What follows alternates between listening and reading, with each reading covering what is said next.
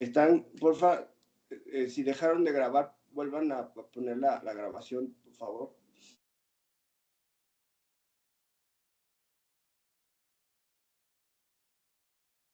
Sí se está grabando, doctor. Gracias, Eli.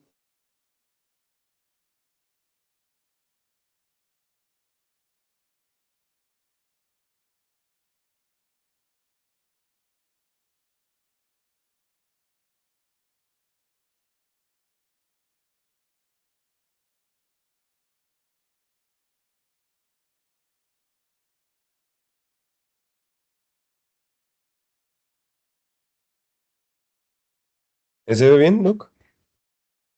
Se ve perfecto. Muy bien. Pues comienzo. Hola, soy Maximiliano Encarnación Manjarres y en esta ocasión para la materia de geriatría voy a hablar sobre la hipertensión arterial en adultos mayores. Y para comenzar, me gustaría hablar sobre qué es hipertensión arterial en general. Y como sabemos, esa es una enfermedad crónica que se caracteriza por tener una presión arterial constantemente alta. Y de acuerdo con las guías europeas, perdón, además existen otros tipos de guías como las americanas, pero en esta ocasión voy a hablar más sobre las europeas. En sí se presenta, bueno, la hipertensión arterial se presenta cuando la presión arterial sistólica es igual o por encima de 140 milímetros de mercurio y la presión diastólica igual a 90 o por encima de... disculpe. Bueno, como estaba mencionando, la presión arterial diastólica se presenta cuando esta excede o es igual a 90 milímetros de mercurio. Y esta bueno, la hipertensión arterial puede ser a causa de aumento de la resistencia vascular periférica, disfunción del sistema de renina-angiotensina, de aldosterona, alteraciones en la función endotelial y hiperactividad del sistema nervioso simpático. Ahora hablemos un poco sobre la epidemiología general. Y en sí, en el mundo se detectan aproximadamente 1.280 millones de adultos afectados, de los cuales en sí en la población el 32% son mujeres y 34% de los hombres padecen. Hablando un poco más sobre los que ya padecen la hipertensión arterial, 46% desconoce que realmente la tiene y de los cuales conocen que la tienen, únicamente el 42% recibe tratamiento. Y dentro de esos 42, únicamente el 21% lo tiene un control adecuado y puede vivir una vida normal, por así decirlo. Y lamentablemente en el mundo se presenta alrededor de 9.4 millones de muertes al año. Y en México, aproximadamente 30 millones de personas tienen hipertensión. Esto quiere decir que el 29.9% de la población la padece. Esto es un número bastante elevado. Y en general, como para darnos una idea, la hipertensión arterial se puede dar entre los 30 a los 79 años. Y ahora vamos a hablar más detenidamente sobre la hipertensión arterial en adultos mayores. Y eso en sí se debe al incremento persistente de la presión arterial por alteraciones estructurales y funciones de la vasculatura arterial secundarias al envejecimiento. Y a pesar de que esto es algo, por así decirlo, normal en el envejecimiento, la hipertensión arterial también puede ser un riesgo para los adultos mayores. Y hablo un poco más con que esto es algo esperado. En sí, antes se tenía la creencia que se necesitaban cifras mayores a los adultos, digamos, jóvenes, para considerarse hipertensión arterial, pero actualmente se considera que las cifras como los adultos que tienen adultos mayores, como adultos menores, pueden ser iguales. Por ejemplo, se puede presentar, al igual que adultos jóvenes, con 140 milímetros de mercurio y 90 milímetros de mercurio, tanto la distólica como sistólica. Y ahora, hablando un poco más sobre los cambios estructurales de la vasculatura arterial, este se presenta como el envejecimiento, como ya mencionamos. Y esta en sí se da a partir de la pérdida de elasticidad de las fibras de las paredes arteriolas y principalmente en la aorta. Por lo tanto, esto provoca una rigidez arterial central, es decir, a la larga puede disminuir la capacidad de adaptación a los cambios de volumen durante el ciclo cardíaco, lo que puede conllevar un aumento de la presión sistólica y una disminución de la diastólica. Esto mismo puede dar origen a una hipertensión sistólica aislada. Eso porque es relevante, porque en sí, mayormente en los adultos jóvenes se puede presentar una hipertensión diastólica o que sea igual en tanto sistólica o diastólica, pero en adultos mayores es más frecuente que se presente una hipertensión sistólica aislada.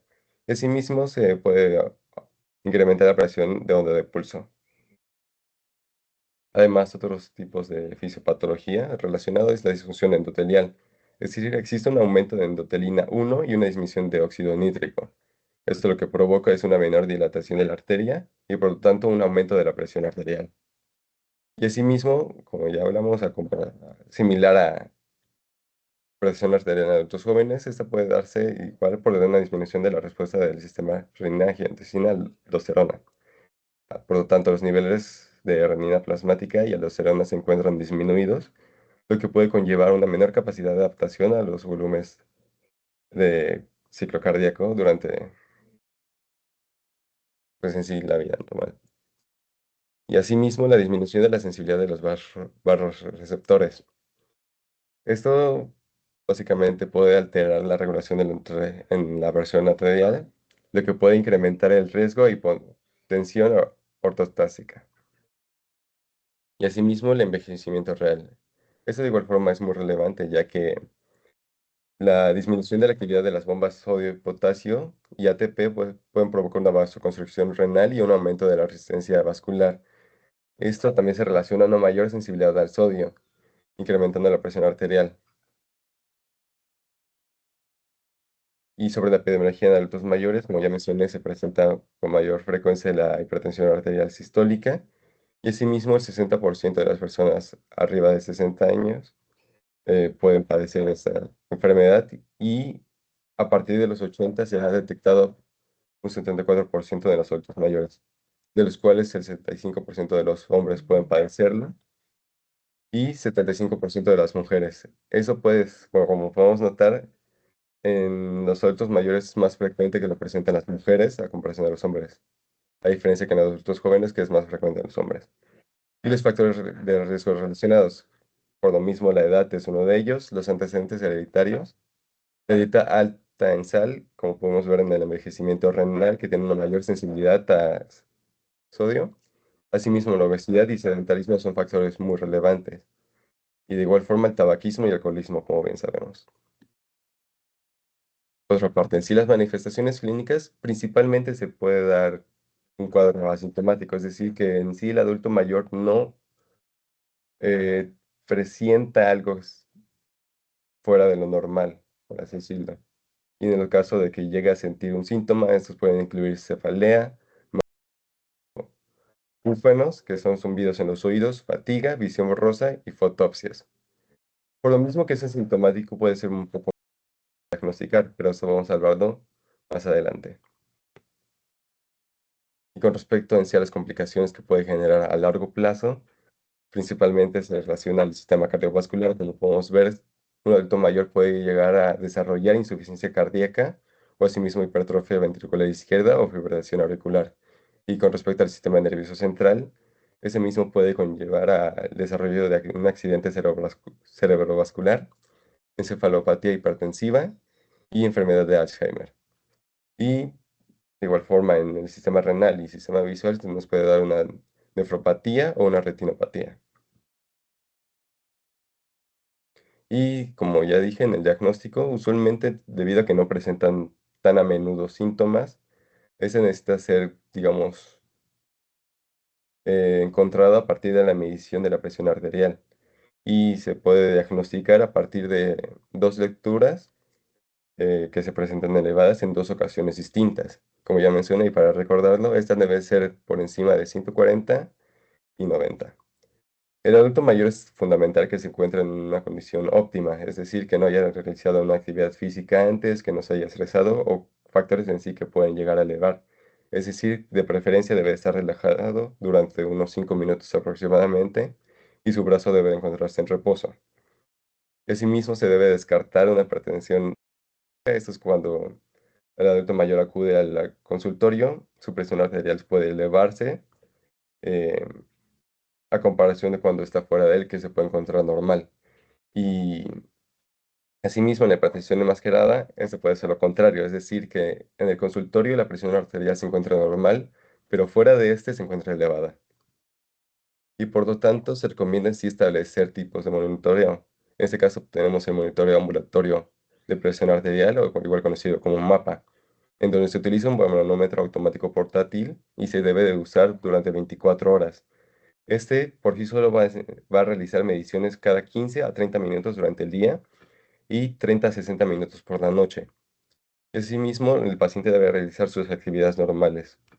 A partir de eso se va a hacer una media y se va a intentar encontrar cuál es la presión arterial más estable, por así decirlo, que ha tenido durante todo el día. Y asimismo se puede realizar un automonitoreo domiciliario de la presión arterial, o conocido como AMPA. Esas se realizan 2 mediciones al día, una por la mañana y una por la noche, por lo menos 7 días. De igual forma se debe de calcular un promedio en todas las mediciones. Y ahora hablando un poco más sobre el tratamiento. En sí, lo primero que debemos realizar es no farmacológico, por así decirlo. En una parte del ejercicio es fundamental. Esto puede ser aeróbico, una resistencia dinámica o isometría. Y se recomienda que este se realice de 90 a 150 minutos por semana y que de preferencia sea vigoroso y que realmente sea una actividad física que pueda ayudar. Y asimismo una dieta DASH, que esa es the Dietary Approach to Stop Hypertension. Básicamente, esto significa una dieta que se base en potasio, magnesio, calcio y fibra. Esto para bajar en sí los niveles de sodio o grasas saturadas que pueden tener otro tipo de alimentos y de asimismo, como ya mencioné, esto puede incrementar la presión arterial. Y asimismo se debe de controlar el peso, se debe reducir el estrés y es fundamental eliminar tabaco y alcohol si es que el paciente consume. Ahora pasemos en sí al tratamiento farmacológico. Debemos de iniciar el tratamiento cuando ya sepamos qué comorbilidades tenga el paciente y asimismo debemos de descartar otro tipo de polifarmacia que puede afectar a la presión arterial. Asimismo debemos de evaluar la función renal y la tolerancia que tiene nuestro paciente con respecto a los fármacos. Y para en sí más o menos un régimen con que podemos seguir, básicamente debemos tener una monoterapia inicial, es decir, un solo medicamento, y podemos iniciar con diuréticos tiacídicos o bloqueadores canales de calcio. Asimismo, podemos agregar un segundo fármaco si es que, si es que no encontramos una respuesta esperada en 4 semanas, de los cuales podemos incluir una IECA o un ARA2. Y asimismo, en dado caso que no haya mejoría, podemos agregar un tercer fármaco que podría ser un diurético tiacídico más un bloqueador de canal de calcio, o asimismo un IECA o un ARA2. Y en el caso que no encontremos, digamos, un resultado esperado o hayamos detectado un efecto adverso, básicamente debemos ajustar los fármacos, modificarlos o en el dado caso cambiar la dosis. Y hablando un poco más sobre los fármacos en sí, básicamente este régimen o estos fármacos se pueden recomendar para la hipertensión arterial sin comorbilidades o asimismo la sistólica aislada. Y comenzando con diuréticos tiacídicos, básicamente estos reducen la reabsorción de sodio y cloruro, disminuyendo la presión arterial. Dentro de estos encontramos la hidroclorotiazida y clorotalidona. En cuestión de los YECAs, básicamente bloquean la conversión de angiotensina 1 en 2 y reducen la presión y el volumen sanguíneo. Como igual conocemos, existen en april y catopril. En ARA2, básicamente inhiben los receptores de angiotensina 2 y alterabilidad de los YECA en caso de efectos adversos. Estos se pueden utilizar en dado caso que los YECAs lleguen a presentar dos, dentro de los cuales en ARA2 podemos encontrar los losartán y olmesartán. Y asimismo, en los bloqueadores de calcio podemos encontrar que relajan las arterias coronarias y periféricas, favoreciendo la vasodilatación, de los cuales encontramos el verapamilo y amlodipina. Y para reconocer y nunca dar, en este caso, los betabloqueadores, ya que estos pueden empeorar enfermedades cardiovasculares y generar otro tipo de complicaciones. Y asimismo, como bueno, vimos hoy en clase, los diuréticos de ASA y los alfa-bloqueadores no son recomendados ya que pueden incrementar el riesgo de caídas. Y sobre el pronóstico en sí de nuestro paciente, este depende sobre el control de la presión arterial y el manejo de comorbilidades. Si se presenta un control positivo y adecuado, este puede tener una calidad de vida adecuada. Y el objetivo en sí del tratamiento y todo lo que estamos haciendo, básicamente es reducir el riesgo de complicaciones y asimismo que puedas vivir una vida favorable. Y es fundamental evitar reducciones excesivas de la presión arterial, ya que en muchos casos podemos dar, digamos, dosis de más o por ignorancia demos un fármaco que no, y eso mismo puede aumentar el riesgo de caídas o otro tipo de complicaciones. Y asimismo, la prevención se debe ser realizada a partir de hábitos saludables desde la adultez temprana. Esto para evitar que llegue a desarrollar otro tipo de comorbilidades que puedan afectar en su vida actual. Y eso sería todo por el momento.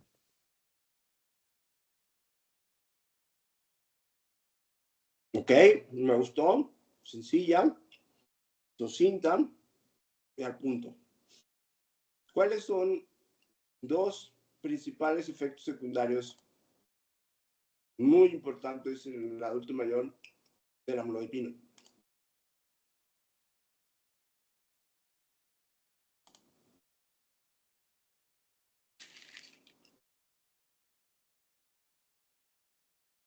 ¿Del amlodipino, dijo Doc? El amlodipino, y Manuel, Puede ser edema de miembro inferior. muy bien, ese es uno.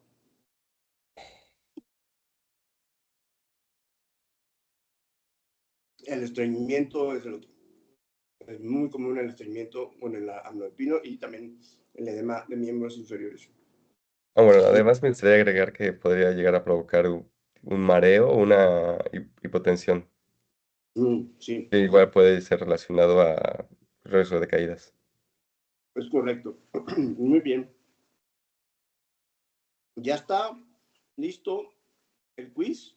Ya pueden empezar a contestar sus 3 preguntitas para poder calificar a Max en ese rubro que es el promedio de la calificación. Max, ¿ya subiste tu presentación?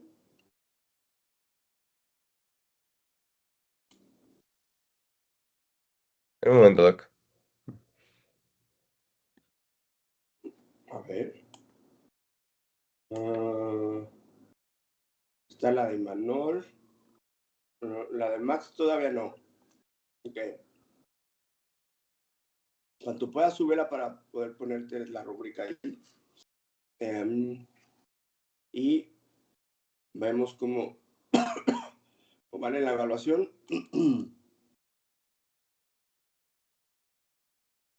En la evaluación parece que todavía nadie ha hecho nada.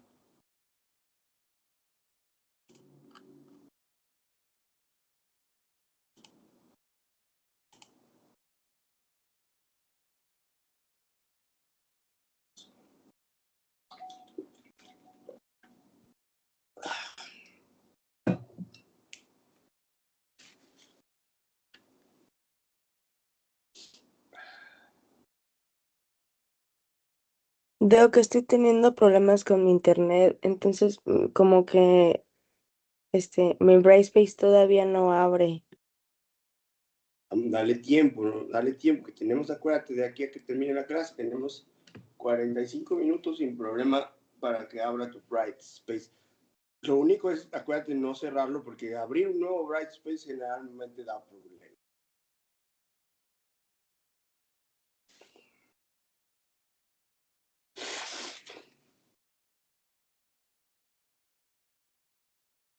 Vamos a ver.